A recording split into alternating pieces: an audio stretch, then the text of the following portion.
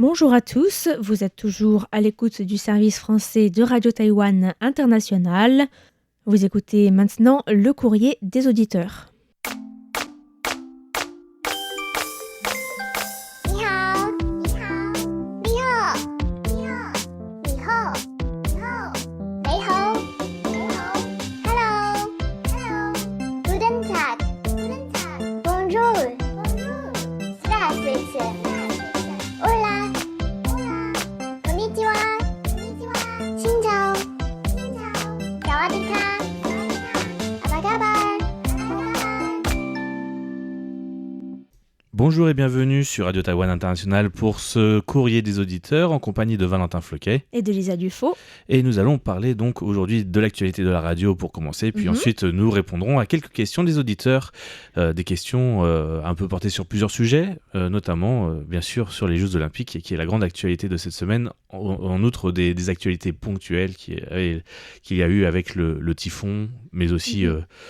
les exercices Rangguang qui ont été plus ou moins annulés au final et donc voilà. Donc, le typhon a un petit peu recouvert les exercices Rangguang qui étaient prévus de longue date. Et le reste de l'actualité d'ailleurs aussi. Parce que pendant le typhon, il y a eu moins d'informations sur notre site. En tout cas, c'était surtout lié au typhon.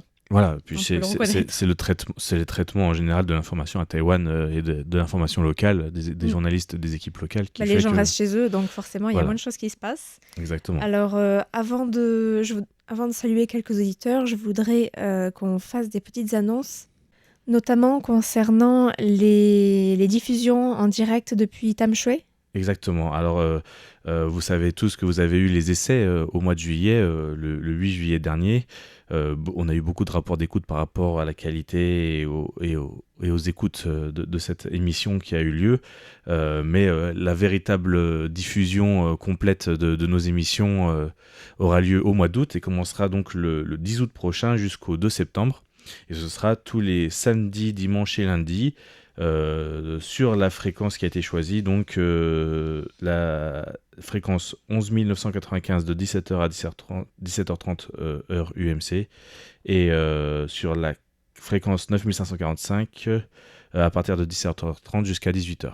Voilà, donc deux fréquences différentes, une de 17h30 une de 17h à 17h30 et une de 17h30 à 18h. Voilà. D'accord, d'ailleurs on a reçu plusieurs rapports d'écoute qui avaient entendu notre émission depuis Tamshui sur cette fréquence, notamment Paul Jamet, qui écoute aussi les émissions en allemand depuis Tamshui, donc on le félicite sur la fréquence 9545 kHz.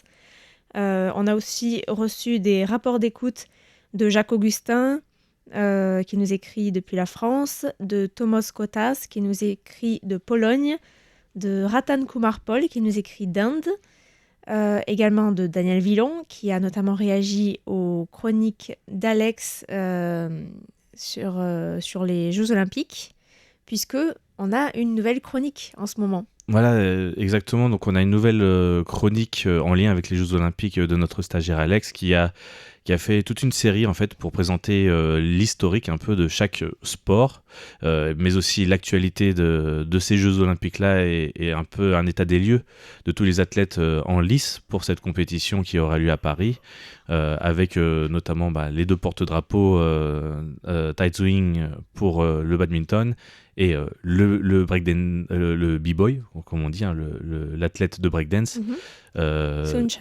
Sun Chan, de son pseudo de b-boy, b-boy Quake. C'est ça. Voilà, et je crois que c'est, je ne suis pas sûr, j'ai pas fait la vérification de tous les athlètes de la compétition, mais je pense que c'est le seul b-boy porte-drapeau. Oui. Je crois.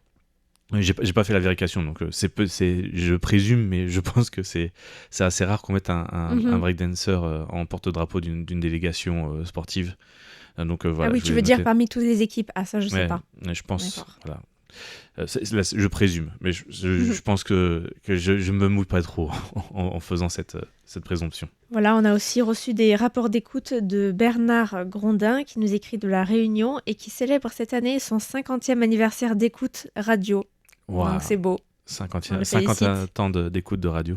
Voilà, Gilbert Dupont qui nous écrit de Loches en Touraine, Marco Hommel qui nous écrit de Bretnig en Allemagne, Siddhartha Bhattacharjee de Andoul dans la banlieue de Calcutta, Alain Carlier, du Radio Club du Perche. Omar Lassa, qui nous écrit de Mascara en Algérie et qui a aussi écouté le test depuis Tamshui, mais malheureusement, il y avait une très mauvaise réception. On a aussi reçu des courriers de Paul Chivarda d'Inde et de Abdelila Izou de Kémissé au Maroc. D'accord. Voilà.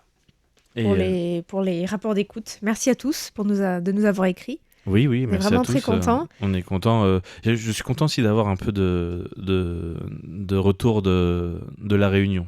De mon côté, j'ai des amis de la Réunion à Taïwan. Ah, d'accord. Et donc, voilà, ça me touche particulièrement. Voilà, et j'en profite aussi pour saluer Guy Lelouet. J'avais vu qu'il avait perdu son épouse il y a quelques semaines, donc on lui envoie tous nos messages de soutien. Et voilà, on l'embrasse bien fort. C'est tout ce qu'on peut faire, mais voilà, en tout cas, on pense à lui. Exactement, et à tous les proches et la famille également. On va peut-être rappeler les concours. Voilà, passer au concours. Alors, sachant qu'il y a un concours particulier, justement en lien avec les JO, il faut participer à différents jeux concours proposés par le service français de RTI pour collectionner 5 marque-pages représentant des animaux endémiques de Taïwan. Donc ça, c'est le concours global. Il y aura plusieurs concours au fur et à mesure des Jeux Olympiques. Et donc, on vous propose une couverture diversifiée à ce titre. Des émissions sur l'histoire des participations de Taïwan et de la République de Chine aux Jeux Olympiques, des émissions de présentation des espoirs de médailles taïwanais, comme je l'ai expliqué un peu tout à l'heure, et des directs depuis Paris sur les compétitions pour Taïwan avec Clément Tricot, dont les directs seront sur notre page Facebook. Il y a une page web également sur notre site, une page dédiée aux Jeux Olympiques de Paris, que vous pouvez aussi aller visiter, et enfin un pavillon de Taïwan à l'Olympiade culturelle sur lequel vous pouvez aussi vous rendre pour participer donc à ce jeu concours. Donc interagissez avec nous sur ces 5 volets de présentation en vue de collectionner les 5 marque-pages animaliers de RTI en posant vos questions, en commentant et en partageant nos publications spéciales Jeux Olympiques. Un tirage au sort attribuera à chaque catégorie de couverture les 5 gagnants de ce jeu concours. Voilà. D'accord. Et donc ça, c'est pour le concours mensuel ? Alors non, ça c'est pas le concours mensuel, c'est un concours spécial, pardon. C'est un concours spécial JO. Voilà, donc ça c'est le. Excuse-moi, je reviens de vacances alors. J'ai un peu du mal alors le concours mensuel, est-ce que tu peux nous le rappeler ? Oui, le concours mensuel donc de juillet est aussi en rapport avec les JO. Ah là là, décidément. Si vous aimez pas le sport, c'est pas votre mois. Sur les 16 disciplines en lice de ces JO, où il y a des participants taïwanais, citez-en 5. Voilà, ça va, c'est pas trop difficile. Dans lesquels donc, il y aura des Taïwanais qui défendront des chances de médaille. D'accord. Ce qu'il y a gagné, bien sûr, ce sont... Ça va, c'est facile. Il faut juste aller sur notre site et regarder les différentes news, les différents articles qui ont été publiés. Rien que cette semaine, vous en avez toute une ribambelle. Et vous avez en plus tout dans une même page, la page spéciale des JO. Voilà. Donc si vous cliquez sur la bannière jaune très visible, la bannière jaune très visible de notre site, vous tombez directement sur la page dédiée aux JO et vous aurez tout même, vous avez même un onglet spécifique pour tous les espoirs de médailles et les disciplines, donc c'est vraiment pas difficile à trouver. Et à gagner, donc il y a une gomme brosse taille crayon en forme de montre et il y aura 5 gagnants pour ça. C'est particulier comme invention. Oui, une gomme brosse. Brosse et taille crayon. Donc voilà, la brosse, je sais pas exactement en quoi elle est utilisée dans ce cas-là. Peut-être pour balayer la feuille après avoir gommé, je suppose. Voilà. En tout cas, vous nous direz peut-être. Mettre les morceaux de gomme sous le tapis. Voilà. Pour les gagnants, en tout cas, vous pourrez nous dire comment vous utilisez cette petite brosse. Voilà. Sinon, il y a des petites brosses pour nettoyer entre les interstices des claviers d'ordinateur. Ah oui, peut-être que c'est ça, je sais pas. C'est pas trop lié c'est pas lié à la gomme. Brosse et un taille crayon. Au moins quand on utilise le taille crayon. Ça doit être la première option. Je suppose que c'est plus pour balayer les bouts de gomme qui sont sur le papier. Ok. Et le concours trimestriel ? Et le concours trimestriel qui a commencé ce mois-ci et qui se finira à la fin du mois de septembre. Donc vous avez le temps, ça c'est bien. Vous avez le temps. Traite des 3 sujets que la Cour constitutionnelle a traités ou traite actuellement à Taïwan. Euh, oui, il y a eu plusieurs sujets. Je ne vais pas rentrer dans les détails. Ça a eu beaucoup de polémiques à Taïwan. On en a beaucoup parlé sur la radio. Donc, je pense que vous avez aussi beaucoup de sources sur RTI pour trouver ces sujets traités par la Cour constitutionnelle. C'est un peu moins facile quand même comme Un- sujet. Mais bon, c'est un peu concours plus technique. trimestriel, donc Un peu plus si c'est technique. trop facile, on s'ennuie. Voilà. Et voilà, vous avez 3 mois pour le trouver après. C'est un peu plus long. Mm. Et donc, pour ce concours, il y aura 4 gagnants et les gagnants gagneront un petit bloc-notes pense-bête aurait d'un message en papier découpé chinois. Voilà. Ok, très bien. Voilà. Et oui, pour rappel aussi, pour finir, pour le concours mensuel, c'est votre dernière chance, puisqu'on va changer au prochain courrier des auditeurs le sujet du concours, D'accord. du concours mensuel. Voilà. Ok, donc à vos claviers, à vos stylos. Exactement. Sachant que le cachet de la poste fait foi pour ceux qui envoient par courrier. Voilà. Alors, on va sans plus tarder passer aux réponses des questions des auditeurs. Exactement. On a par exemple reçu... Alors, on en reçoit beaucoup des courriers de Jacques Augustin avec des questions. On a tellement de questions de Jacques Augustin qu'on ne peut pas les traiter toutes malheureusement. Donc, on s'excuse par avance. On ne peut pas toutes les traiter, mais on y répond petit à petit. Voilà, chaque semaine. Alors, on a une question qui... Alors, avant cette question, Jacques Augustin aimerait savoir si RTI va éditer une carte QSL spéciale pour les Jeux Olympiques de Paris 2024. Ça aurait été super, mais malheureusement, non. Non, on n'a pas... on va dire ça comme ça, on n'a pas eu les budgets pour ça, et puis on n'avait pas vraiment prévu de le faire non plus. Néanmoins, vous savez que pour avoir une carte QSL spéciale, il y a toujours celle des diffusions en direct, et elle est en préparation, et j'espère qu'elle sera jolie. Je travaille dessus actuellement, et je pense que dans les prochains jours, vous aurez des nouvelles pour savoir... C'est la fameuse pour pour laquelle on a eu On a fait un vote, c'est ça? Voilà, on est encore D'accord. en travail dessus. Voilà, Qu'est-ce que c'est? Voilà. Suspense. Voilà, ça sera peut-être dévoilé sur la page Facebook, donc cliquez sur le like pour savoir sur la page Facebook. Voilà, donc Jacques Augustin aimerait savoir si les Taïwanais utilisent des plantes médicinales pour se soigner et si les pharmacies en vendent. Alors la réponse est oui, dans les pharmacies il y a des plantes médicinales, mais en fait il faut savoir que le système des pharmacies à Taïwan, c'est un peu un système de 2 types de pharmacies. Il y a les pharmacies d'un côté de type occidental, comme on en a chez nous en France par exemple, avec les paracétamol et tutti quanti. Et d'un autre côté, les pharmacies de médecine traditionnelle chinoise, où là on va avoir beaucoup plus de plantes à l'état naturel, on va dire. Pas trop transformées, et puis voilà, beaucoup des écorces séchées, des racines séchées, enfin toutes sortes de choses qui peuvent entrer dans la composition de poudre de médicaments chinois. Et ces pharmacies traditionnelles fabriquent aussi d'autres produits pour augmenter un petit peu leur offre, pour diversifier leur offre.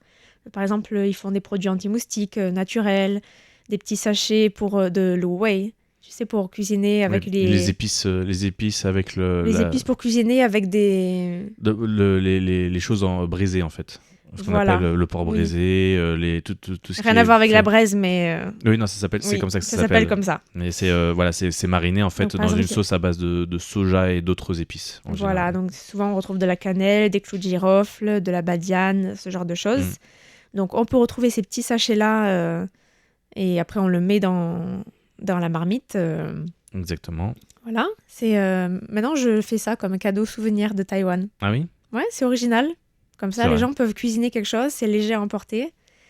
Voilà, c'est une petite idée de souvenir si vous visitez Taïwan. Tu n'offres pas des nids d'hirondelles? Non, j'ai pas les moyens à RTI. Mais sinon, ils font aussi du poivre noir et du poivre blanc dans les pharmacies. Donc souvent, si on veut s'acheter un bon poivre blanc, on peut aller à la pharmacie traditionnelle et en acheter là-bas. C'est ce que je fais. Et parfois, ils proposent aussi des huiles essentielles, des tisanes, des thés, des choses comme ça. Mais bon, le principal quand même, c'est la médecine traditionnelle chinoise, les poudres. Alors, ça vient soit sous forme de poudre, soit sous forme de cachet. En fait, ils peuvent vous le faire... tout ce qui est en poudre, ils peuvent vous le faire en cachet. Mais je sais pas pourquoi, quand je suis allée à la pharmacie, enfin, à la clinique traditionnelle chinoise, on m'a dit que c'était moins efficace en cachet. Ouais, c'est possible. Alors peut-être, enfin sans doute, mais en tout cas, moi je trouve que cette poudre, c'est tellement dégoûtant que il y a J'avoue que sous forme de qu'en cachet que général, je peux avaler ça. c'est très amer, hein. C'est hyper amer, c'est horrible. Oui, oui. Et ce qu'on peut dire aussi sur les pharmacies traditionnelles, c'est que aussi pour pour avoir plus de fonds de commerce, ils vendent souvent aussi, pas toutes, mais souvent des fruits secs ou ce genre de choses Ah oui, en façade. c'est vrai. Surtout à Diroitier, ils font Surtout à beaucoup ça. Diroitier. Ouais. Parce que Oui. souvent, eux, ce sont des grossistes qui achètent de toute façon en volume, soit en Chine, soit ailleurs. Mhm. Et donc, tout ce qui est pharmacie traditionnelle sont des produits séchés. Donc, viennent aussi avec ça tout ce qui est fruits secs, tout ce qui est noix et compagnie, puisque ça fait partie des mêmes techniques en fait de transformation des produits. Donc, C'est voilà. vrai. Et d'ailleurs, ces pharmacies traditionnelles chinoises, quand on va dans une clinique, d'abord, il faut aller dans une clinique pour faire une ordonnance, faire un diagnostic, une ordonnance. Et ensuite, on peut aller dans la pharmacie traditionnelle pour récupérer ces produits. Et ça, c'est remboursé par la sécurité sociale taïwanaise. Ouais, ça, Voilà, juste pour préciser. Et il y a beaucoup de pharmacies aussi qui coopèrent avec les hôpitaux.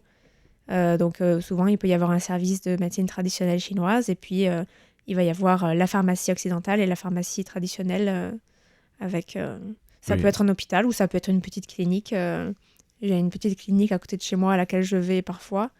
Et ils te proposent soit l'acupuncture, soit les médicaments, donc soit la poudre, qui peut venir en cachet. Et ensuite, tu peux aller te pharmacer au masseur juste à côté. Et puis, la pharmacie, c'est juste à côté aussi. Donc, tout est lié et puis Oui, c'est oui. remboursé. Et puis, ceux qui voudraient voir un petit peu comment ça se prépare, comment ça se goupille une séance de médecine chinoise, on vous rappelle que sur YouTube, il y a une vidéo que Mais oui, j'avais faite ça remonte un petit peu à sur la loin. médecine traditionnelle. Qu'on a fait ensemble, Oui, d'ailleurs. on avait travaillé dessus ensemble.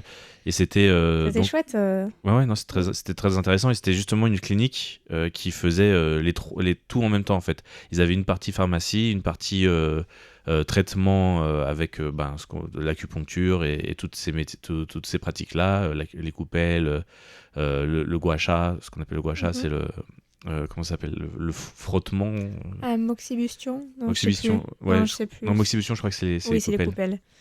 Enfin, Je bon, sais plus. toutes les massages, etc. Et puis, bien sûr, la consultation générale avec un médecin qui vous prend le pouls vraiment à la manière traditionnelle. Vous verrez, il y a toutes les étapes et un peu. Vous une verrez présentation Valentin se générale. faire torturer en vidéo. Ouais. Ah, j'ai bien aimé. J'aurais bien voulu que ça dure un peu plus longtemps parce que pour la vidéo, on a fait des choses assez courtes. Mais ouais, voilà. Donc, vous pourrez avoir tout ça sur la vidéo, une présentation assez succincte de tout. Voilà, comment ça se passe une consultation de bout en bout de la présentation et de la discussion avec le médecin jusqu'à la prise des médicaments dans la pharmacie qui était juste à côté. D'ailleurs, on pourra mettre la vidéo en lien Voilà, de ce courrier, comme ça vous n'aurez pas besoin de la chercher. exactement. Ah là là. Voilà. Et de toute façon, on vous réinvite à regarder toutes les vidéos de cette série de Taïwan Art et Tradition qui est une playlist spéciale sur notre page YouTube. Et donc à revisiter un petit peu toutes ces vidéos qui sont toutes très intéressantes sur toutes les activités culturelles taïwanaises. Et on a une autre question, je crois. Oui, une question par rapport, qu'on a eue sur Facebook par rapport à ton émission sur la justice traditionnelle, qui demandait qu'est-ce qu'on va découvrir en révélant en fait tous les documents. Et la question aussi portait sur le fait que bon là c'est plus comment dire, plus personnel comme interprétation, mais est-ce que c'est un bien ou pas de dévoiler ces documents. En tout cas, on va essayer de trouver de démontrer un petit peu avec des exemples ce que ça a permis jusqu'à présent de dévoiler ces documents. Voilà. Alors juste pour rappel, d'abord la loi de promotion de justice transitionnelle qui a été adoptée en 2017 mentionnait dans son premier objectif rendre public justement les archives politiques dans l'idée que l'ouverture de ces documents et leur accès permettrait de contribuer à la recherche de la vérité historique qui était mentionnée dans l'article 2 de cette loi. Donc, j'ai interviewé pour cette émission Huang Zhengyi, qui est enseignant-chercheur à l'Institut de droit à l'Académie Sinica, et qui a été président pendant 2 ans de l'Association taïwanaise pour la vérité et la réconciliation. Donc on a fait une émission ensemble sur le bilan des 2 mandats de Tsai Ing-wen en matière de justice transitionnelle et sur le projet de transformation du mémorial Chiang Kai-shek, dont on a parlé cette semaine, je crois. Donc ces émissions ont été publiées en avril. Si ça vous intéresse, vous pouvez les retrouver sur le site. Et donc Hwang Jung-hee avait rappelé que le travail de collecte et de conservation des archives avait déjà commencé en 2012 et non pas avec la politique de justice transitionnelle en 2017. Par contre, la commission de justice transitionnelle a permis de nouvelles vagues de collecte d'archives, notamment une 7e vague qui a commencé après la création de cette commission et qui a rendu public de nombreuses archives. Et on peut aussi citer la dernière vague d'ouverture des archives qui date de décembre dernier avec l'adoption d'un amendement à la loi sur les archives politiques, entré en vigueur le 28 février 2024, qui a permis d'abroger la clause qui rendait possible de classer de façon permanente certaines archives qui relèvent de la sécurité nationale et des relations extérieures, en fixant une limite de 40 ans. Il y a aussi une autre loi qui a été amendée, c'est la loi de protection des informations classées secret défense, donc amendée en décembre 2023 avec entrée en vigueur immédiate. Donc tout ce travail-là a permis de rendre public beaucoup d'archives, et notamment concernant les activités de renseignement et de surveillance que le Kuomintang, qui était à l'époque un parti unique, menait sur les campus des universités à Taïwan. On a notamment vu que dans les années 80, le bureau des enquêtes avait fait appel à des collaborateurs sur des campus pour surveiller leurs camarades et écrire des rapports pour dire voilà qui faisait quoi. On a trouvé que certains de ces collaborateurs étaient par la suite devenus députés ou hauts fonctionnaires ou même membres du DPP, donc ce qui était un peu dans le camp de l'opposition alors. Et tout n'a pas été rendu public. Il y a certains dossiers qui ont été confiés à des chercheurs pour être étudiés. Voilà, mais pendant ce processus, il y a certaines choses qui ont fuité, on va dire. Et c'est comme ça qu'il a été révélé qu'un député du DPP, Huang Guoshu, avait surveillé un célèbre militant du mouvement Dangwai. Et donc, il s'est retiré de la vie politique suite à cette annonce. Donc, il y a quand même des choses qui sortent avec cette politique de justice transitionnelle, même si pour ce qui est des grandes affaires, on va dire, qui n'ont jamais été élucidées, ça n'a pas forcément permis de résoudre des grandes affaires. Par exemple, il y a toujours le cas du meurtre de la famille de Lin Yixiong, le militant pro-démocratie du DPP. Donc, c'est sa mère et 2 de ses 3 filles qui ont été assassinées à son domicile en 1980. Donc, il y a certaines affaires qui ne seront jamais élucidées. Je ne sais pas si celle-là, elle sera un jour, mais bon, voilà. En tout cas, là, on n'a pas de nouveaux éléments. Et ce qui était intéressant, c'est que Hwang Jung-hee, qui est quand même donc pour ce processus de justice transitionnelle, il appelait quand même à être prudent sur la manière dont on utilise ces archives, parce que une partie de ces archives sont fausses et ont été tout simplement fabriquées par le Kuomintang, qui avait vraiment tous les pouvoirs à l'époque. Donc, dans ces archives, il y a de la vérité, il y a du mensonge, il faut savoir faire la part des choses et pas tout prendre comme de la pure vérité. Voilà, il y a beaucoup d'archives qui ont été modifiées, qui ont été détruites aussi. Donc, il faut savoir lire ce qu'on trouve dans les archives et aussi ce qu'on n'y trouve pas. Voilà, et Hwang Jung-hee avait aussi évoqué l'aspect pédagogique et le travail des historiens sur ces archives. Mais bon, ça, si ça vous intéresse, vous pouvez aller écouter l'émission. Alors oui, justement, par rapport aux affaires, tu as parlé de Lin de sa famille, mais il y a une autre affaire qui est très connue, qui est celle, justement, tu parlais des campus universitaires, etc.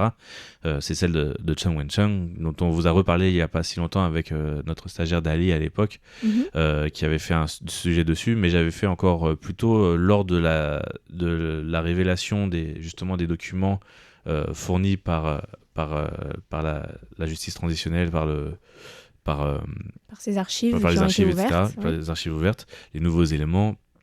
il y avait eu un addendum, je crois, de 40 pages sur le rapport d'autopsie Mhm. et Oui, et tu avais fait d'enquête. une émission dessus. Voilà, j'ai fait une émission en 3 volets sur ça, avec tous les éléments qu'on avait eu avant, et une dernière émission sur les nouveaux éléments apportés par ces documents. Et Oui, c'était donc gros travail. gros Si ça travail, vous ouais. intéresse, il faut aller retrouver ces émissions. On vous C'est dans les mettra peut-être le décryptages. lien Ouais.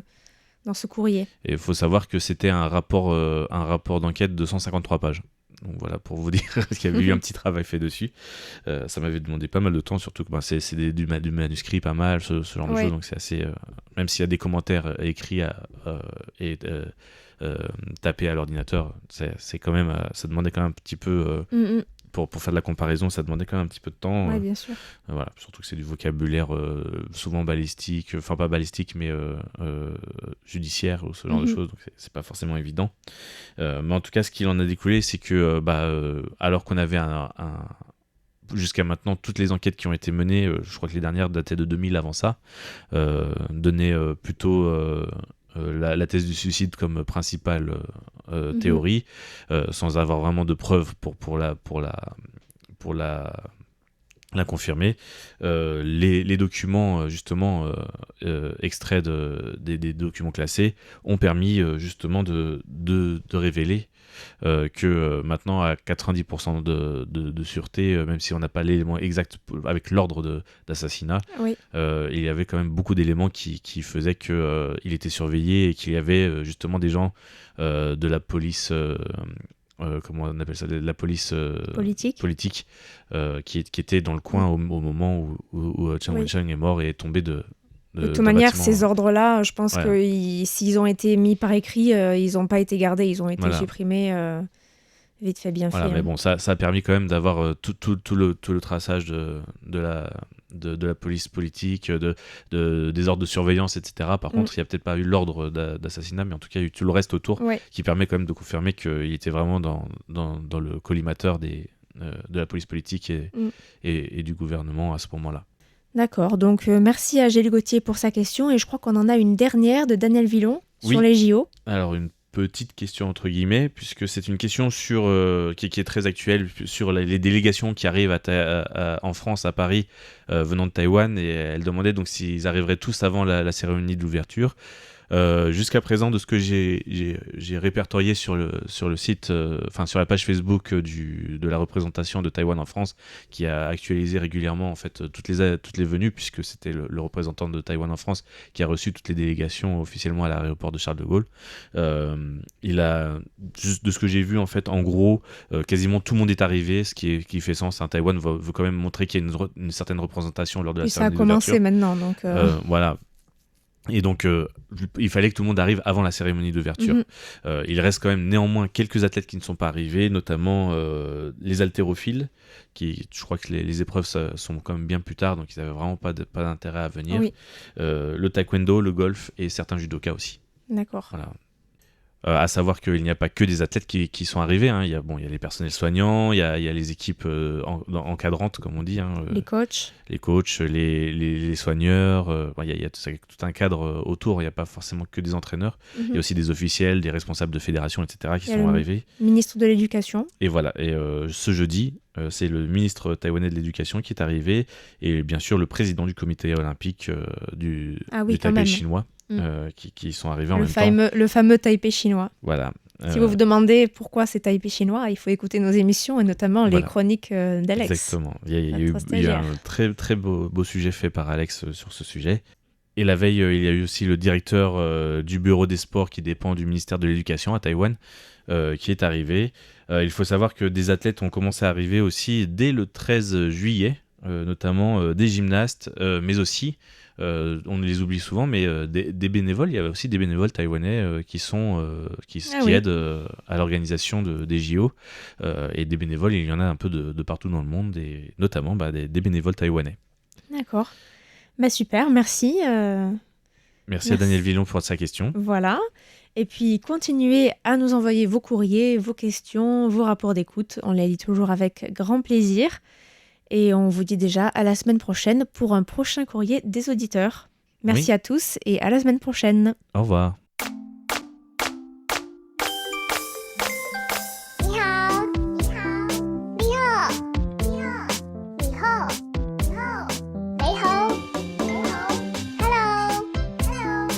Guten Tag. Guten Tag. Bonjour. Bonjour. Здравствуйте.